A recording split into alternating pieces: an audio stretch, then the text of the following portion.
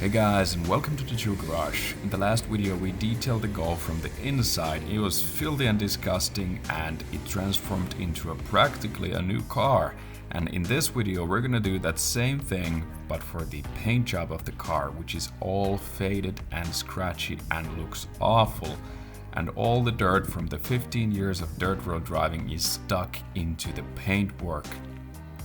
There's iron, there's dirt, there's everything you can possibly imagine. But we're gonna start by removing some of the tar from the wheels and the sides of the car.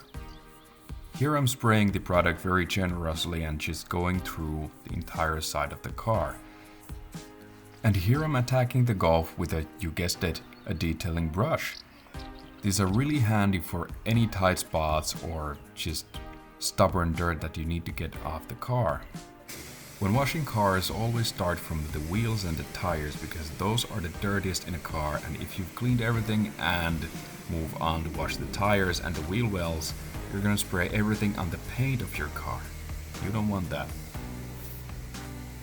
I was trying to get rid of the dirt with a good high pressure rinse because I didn't want to move into a contact wash before, but the dirt was so stuck, almost imprinted into the paintwork, that it was so difficult to get it off. So I decided to focus on the wheels and then move on with a degreaser. This is gonna remove wax and everything you have on the paintwork of your car. Spraying it generously on the dirtiest parts of the car, which is the sides and the wheels and the rear of the car. Especially in these hatchbacks, they just really pile up with the dirt in the rear of the car. And it was time for a quick rinse to get the degreaser off the paintwork. Starting from the top of the car and moving downwards.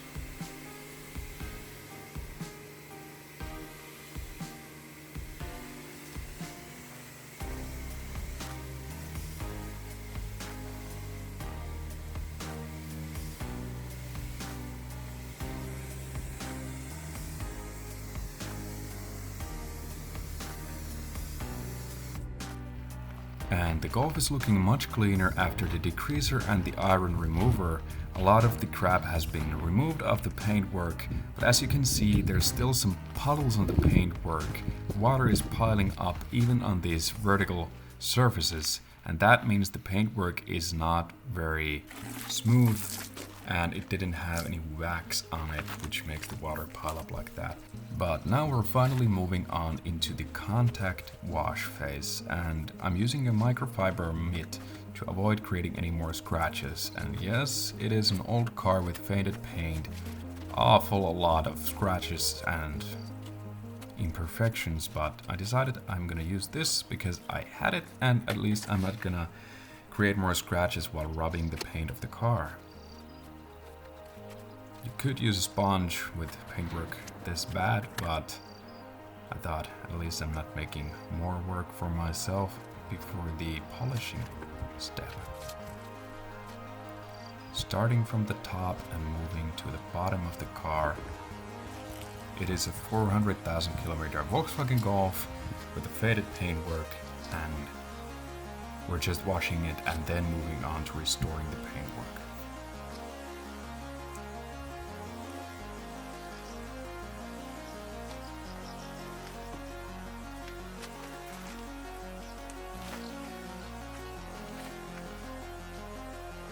And I think I had a slow day going on, but I had to do a quick rinse before the soap was drying on the paint of the car, and then moving on to the bottom parts of the car. It was a pretty cold day, but the soap was starting to dry, and we don't want that on our car.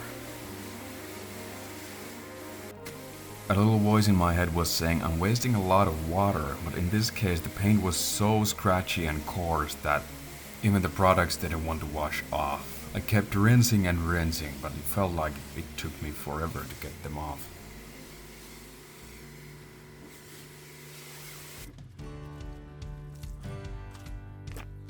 Wow, even with the GoPro, so we can get more angles. That's cool. Moving around the bottom parts of the car, focusing on the bumpers last because those are the dirtiest, being the closest to the ground.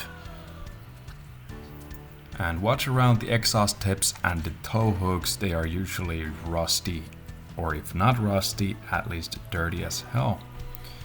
And moving on with the detailing brush and focusing on the details of the car, because these are really gonna make the difference. If you have a lot of dirt around your badges, your clean car is not gonna look very clean at all.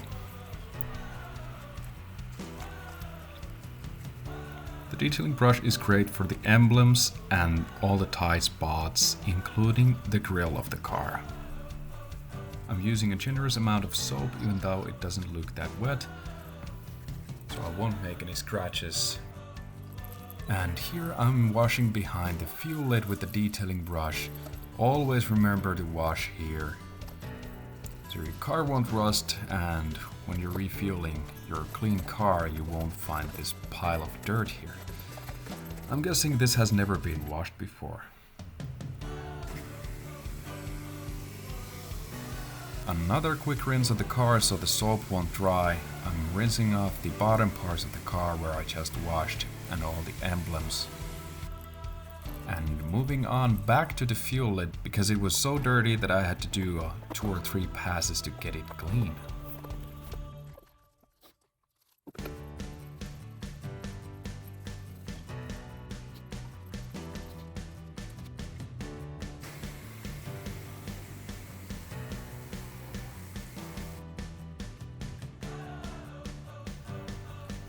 The Golf is already looking like a completely different car. With all the little details taken care of, we can move on to the next step. And now it was time to clean the door sills on the car, which were really dirty and looking awful. They looked like they had years of buildup on them. I'm not sure if it has been years, but it definitely looked like that. Especially between the doors. They were so dirty that I doubt they've ever been washed. I was using a lot of water, so I won't scrub the dirt against the paint that bad.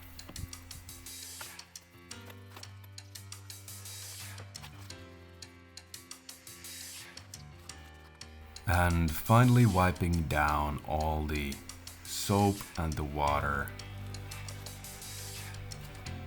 The rear fenders were so dull and grey, all faded like the car was matte grey. As you can see, there's a lot of scratches, especially around the door handle and the side of the car from different branches and sand. Both sides were so faded that they were almost grey. There's also some greasy fingerprints, probably from the mechanics on the sides of the car that have burned on because of the sun. And that's something we're gonna have to polish out. You can see the fingerprints there, there's a lot of them. Someone has been leaning on the car. The scratches on the side of the car are just awful. A lot of scratches on the trunk lid and on the bumper. It is just unbelievably scratchy, this car. I don't know how. Maybe some of the users have been holding their keys in their hand while using the handles on the car. A lot of these deep scratches, you can even see them on my camera, and my camera is not that great. Some minor reversing accidents on the rear. And now it was time to clay bar the car. It was actually my first time clay barring and polishing a car. This was a perfect practice model because of the awful condition of the paintwork. I couldn't have made it worse. I was spraying the clay bar lubricant on the paintwork and kept rubbing with the clay bar. The clay bar should move smoothly, and if you can feel it sticking onto something, keep spraying some lubricant on it and keep rubbing until it feels smooth. That way you're removing some of the tar and iron. And remember to fold the clay bar every now and then so you're not making scratches on the paint by rubbing the iron on it. I think I flipped it once per panel, making sure to check it every now and then so there's not visible dirt on it. And the paintwork was already popping up much more than before after the clay bar, because it really removes all the contaminants off the paintwork. And as you can see, the car definitely needs a good polish. The paint is so scratchy and full of holograms that it just looks awful. Scratches are so deep that the car looks gray. But underneath that there's a beautiful flaky metallic paint, and we're gonna get that back. Moving on around the car, I'm clay barring all the bits and pieces, including the fenders of the car and the rear panel. As you can see, the paint is so scratchy, especially on the fender. It is all faded matte gray and looks awful. Now I'm spreading the polishing compound and using a medium pad. Keeping the polishing machine on the move, making sure I won't stick into one place for too long, and moving around without too much pressure, trying to get a feel for the machine because it's my first time polishing and I didn't want to burn through the paint.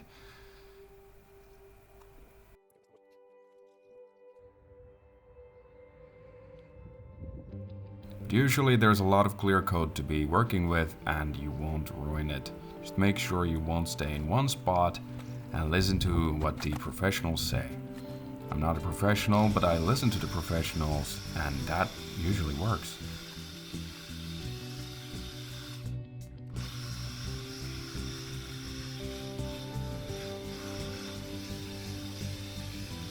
And now we can rub off the residue with a microfiber towel and some rubbing alcohol. The rear lamps were a bit faded, so I decided to polish them by hand. Moving around in circular motions, I'm really pushing pressure and trying to put some force into it, and when I wipe it down, it looks already much brighter. And afterwards I'm gonna protect it with some wax. Working my way around the car, it was time to move on to the tailgate, which had a lot of scratches. The car is becoming glossier and glossier by the minute. As you can see, it makes a huge difference even with a quick polish.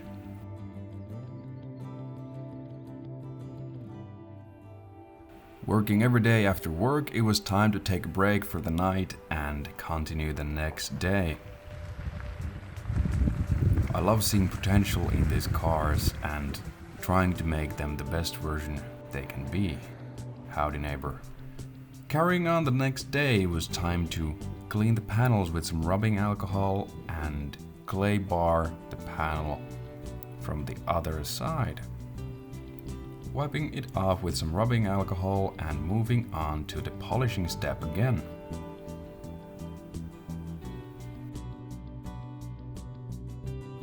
Tapping the product on the paint and starting the polishing machine. Moving on with much better motions than before, I was starting to get the hang of how to do it. And rubbing off the compound again with some rubbing alcohol. Moving on to the sides of the car. Remember to mask off all your rubber and plastic trims, because if you get any polishing compound on them or wax, you're gonna make them all faded out, they're gonna turn white, and that's not a good look on these panels. And once again, it was time to use a microfiber towel and some rubbing alcohol to get the polishing compound off the paint.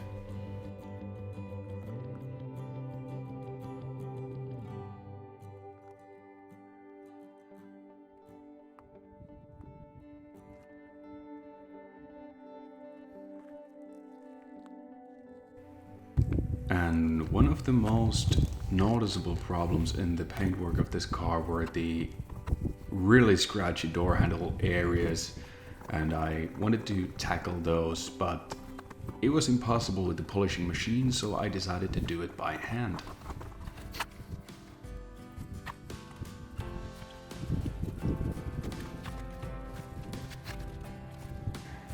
To really seal the deal, I decided to tackle the door handles with some plastic restorer to really make them pop.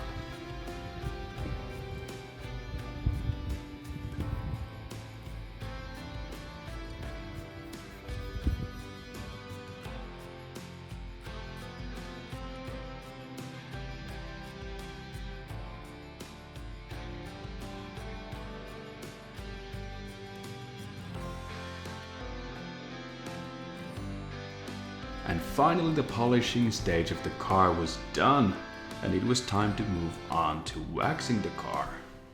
Working in circular motions, I was spreading the wax, which was a hard wax by Colonite, and then wiping it off. It was turning the car into a mirror.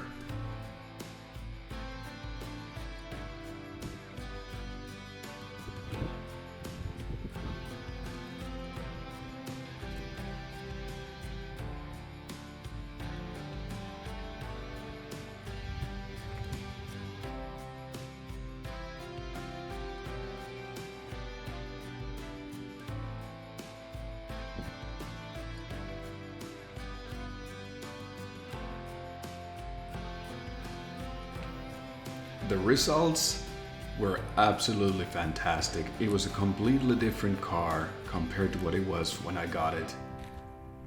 I was so happy with the results, and as they say, when your hair is well, everything is well.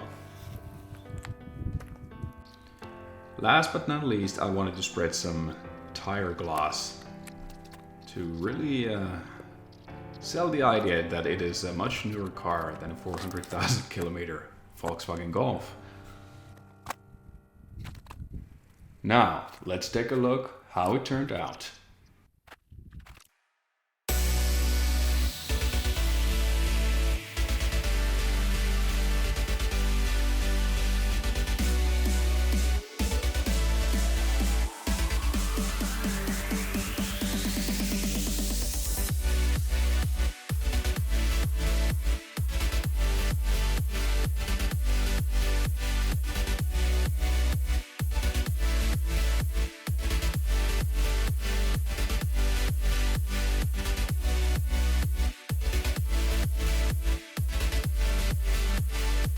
Thanks for watching, and stay tuned for more golf content.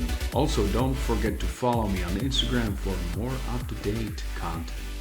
I have gotten 2 different cars after the golf videos, since it takes me like a year or 3 to edit them.